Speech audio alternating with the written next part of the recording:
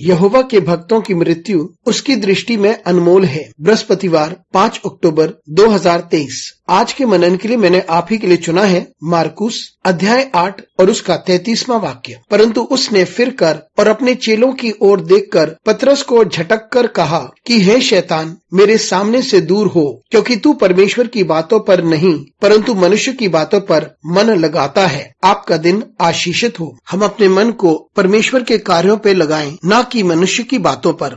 आइए इस वाक्य पर मनन करते हैं। आज की सुबह का विषय है अपने मन को स्थिर करें। यह वह समय की बात है जब यीशु मसीह जानना चाहते थे कि जो लोग उसके चारों ओर हैं वह उसके बारे में क्या सोचते हैं, और चेलों ने उसे बताया कि बहुत से सोचते हैं कि तू कोई नबी है। कुछ उसे एलिया समझते थे और कुछ उसे यूहन्ना बपतिस्मा समझते थे। फिर यीशु मसीह ने अपने चेलों से एक सीधा सवाल पूछा। उसने कहा, आप क्या सोचते हैं कि मैं कौन हूँ? और फिर पतरस ने तुरंत जवाब दिया, तू मसीहा है। और फिर यीशु मसीह ने उससे कहा कि उसे यह ज्ञान पवित्र आत्मा के द्वारा प्राप्त हुआ है, क्योंकि पवित्र आत्मा ने उसकी सहायता की ताकि वह इस बात को समझ सके। और फिर जब तुरंत यीशु मसीह अपनी पीड़ा के बारे में, अपनी मौत के बारे में और अपने तिरस्कार होने के बारे में बात करते हैं, जो याजकों के द्वारा और महायाजक के द्वारा होगा, पतरस यीशु मसीह को एक तरफ ले जाना चाहते थे, लेकिन यीशु मसीह ने मुड़कर उसे डांट लगाई और उससे कहा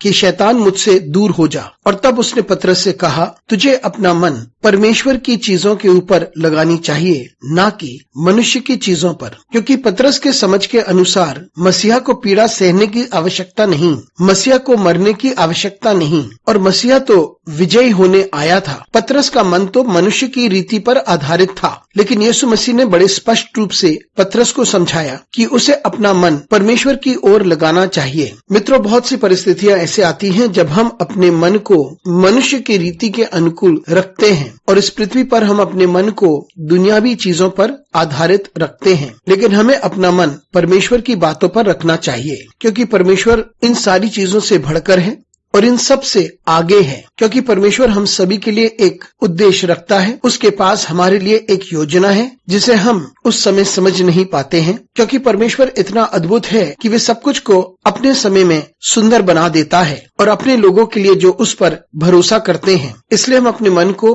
परमेश्वर की बातों पर रखें, क्योंकि वह बातें हमारे साथ बनी रहती हैं। वह हमेशा हमेशा के लिए है, वह भला है और वह सुंदर है और वह अद्भुत है। अनुग्रहकारी परमेश्वर स्वर्गीय पिता, हमारी सहायता कर परमेश्वर, ताकि हम अपने मन को परमेश्वर की बातों पर लगाएं। हमारे साथ परमेश्वर तू बना रहे, यीशु मसीह के नाम से मांगते हैं, आमीन।